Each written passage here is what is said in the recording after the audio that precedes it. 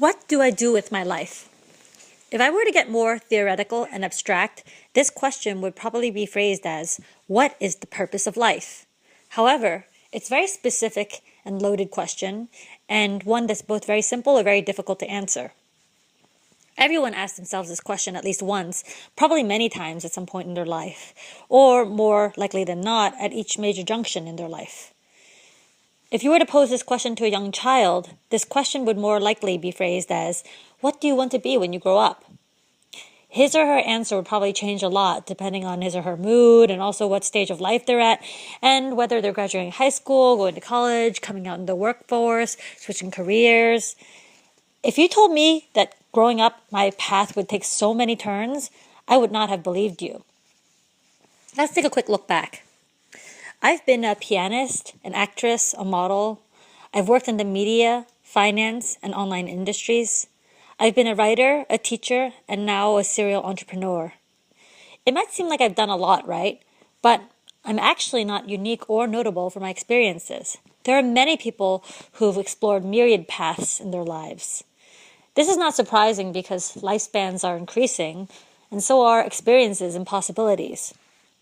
And with all this possibility, this question keeps popping up. What do I do with my life? I'm still trying to answer the question. Which brings me to my central theme. Forget money. Time is the new currency.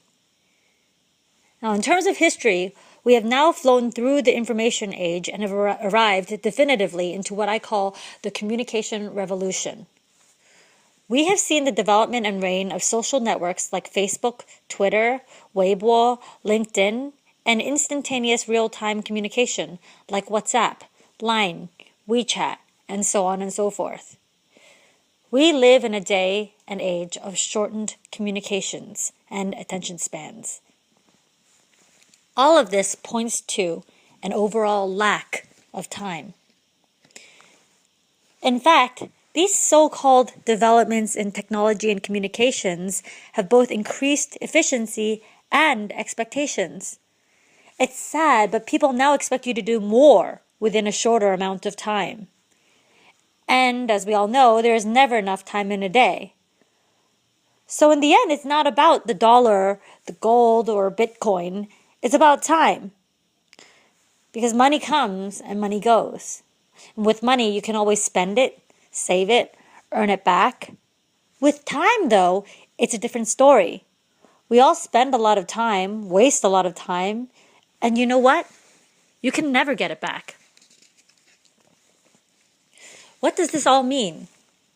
Most people in developed societies are actually cash rich, meaning they have disposable income, and that they're time poor, meaning aside from getting through work and personal obligations and commitments, there is very little time left for themselves. So at this point, we actually have people who are asking themselves, what do I do with my life? And also realizing they have no time, even though they have longer lives and more possibilities. Is it any surprise that all of us are experiencing an identity crisis? Yes, that's right. If we categorize ourselves into brands and consumers, both consumers and brands who are trying to reach these consumers, we're all experiencing an identity crisis. And this brings me to the question of who am I? The identity crisis for consumers and the brands trying to reach them. On the one hand, you have the consumer. This modern-day consumer is ever sophisticated and ever evolving, which is to be expected because there's so much noise and they need to filter through all this noise. This consumer more often than not takes a convoluted path to purchase. He or she might start looking at an item in a physical store, then researching on a phone browser, then transacting on an iPad, finishing up their purchase on a desktop computer. Taste-wise, they are mixing and matching high street, luxury, and mass items. In fact, these consumers do not fit just one profile anymore. What's one thing they all have in common? Higher expectations. Their biggest expectations are twofold: product quality and value, and convenience, both in using the product and in purchasing product. On the other hand, you have the brands. Brands comprise both the ones that are old and established with storied histories and have been built for a few generations, and young, hungry brands that have arisen in the past decade. So if we were to look at these established brands, these brands are long-standing, have cachet and name brand value, but run the risk of becoming irrelevant and obsolete if they can't adapt, iterate, and change fast enough.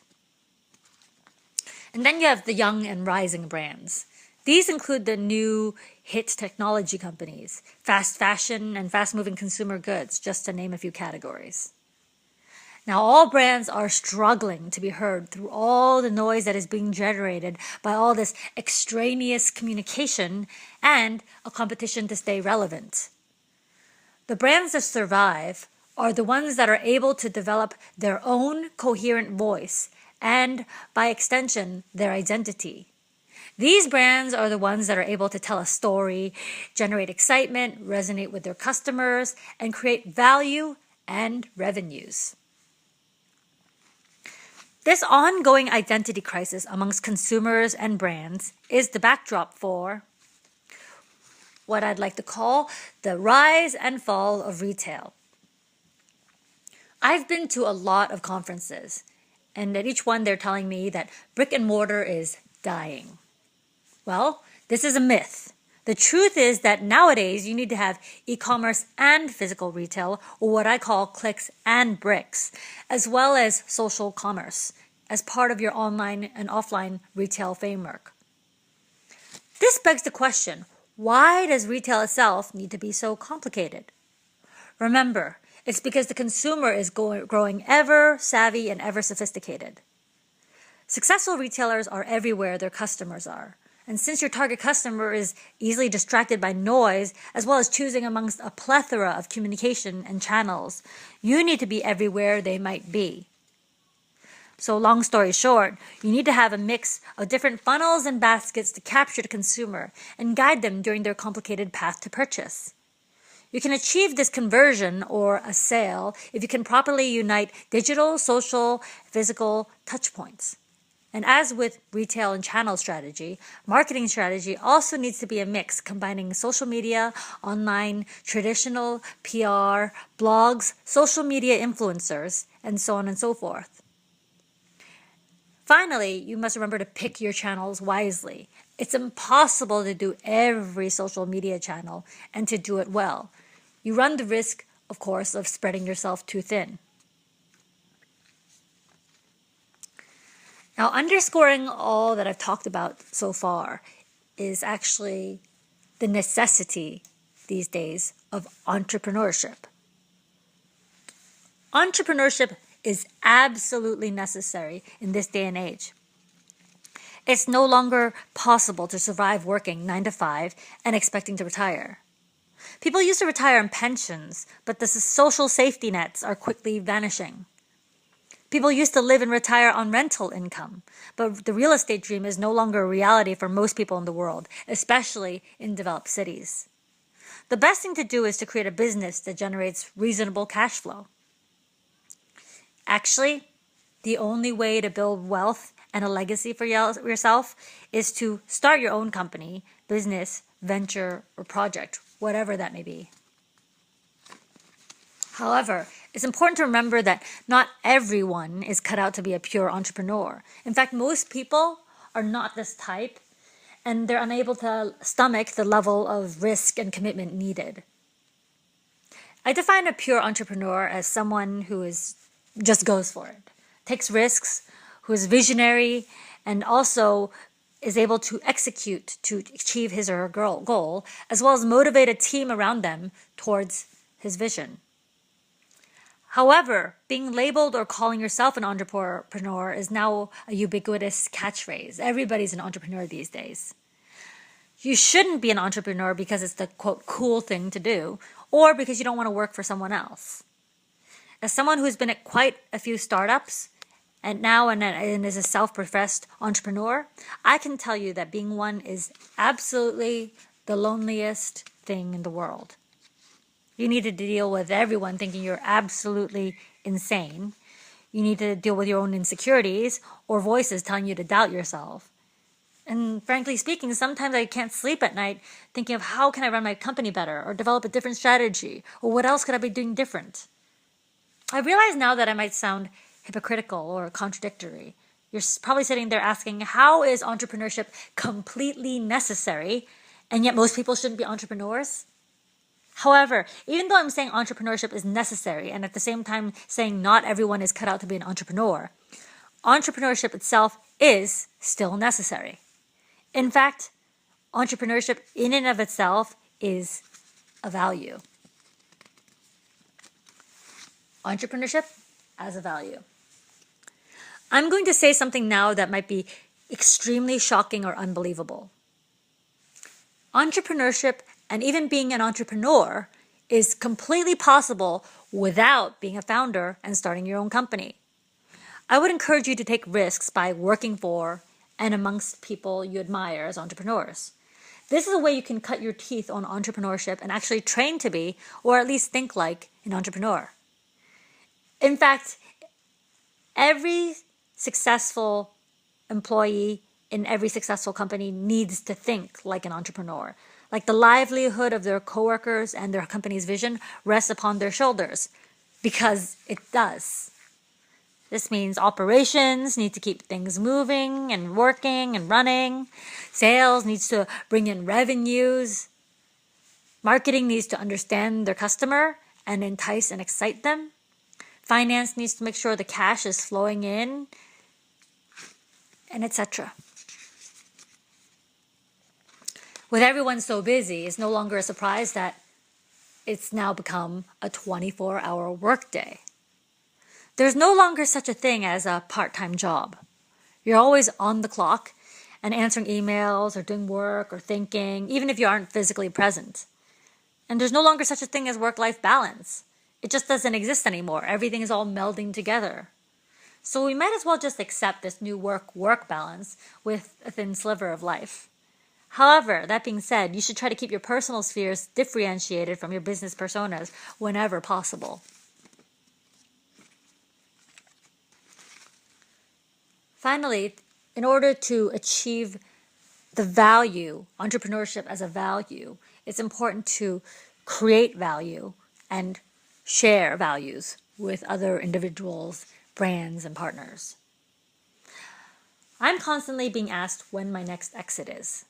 As cliche as it sounds, I think it's all about the journey, not the exit. So you shouldn't be building your company with the sole intention, mentality, or mindset to sell. Your focus should be on creating value for your customers, for your employees, and for society as a whole. It's also best to partner with like-minded brands to share your values. For example, my company mission is to empower women and to be an ethical, luxurious lifestyle brand for women, enabling them to live it, love it, glam it.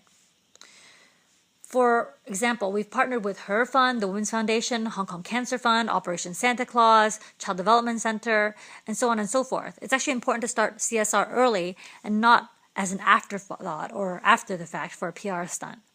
Also, we carry Indigo Africa, which is a brand that empowers women to create their own small businesses in Africa and to lift up their children's and families' lives. So as you can see, entrepreneurship is a very, very powerful thing, even amongst societies that are not quite as far along or developed.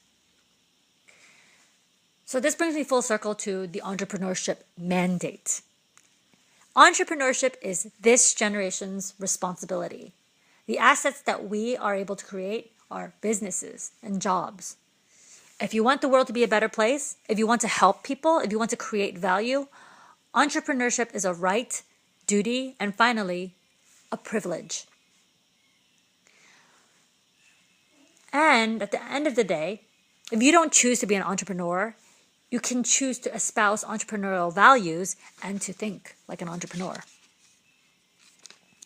Is it the right time?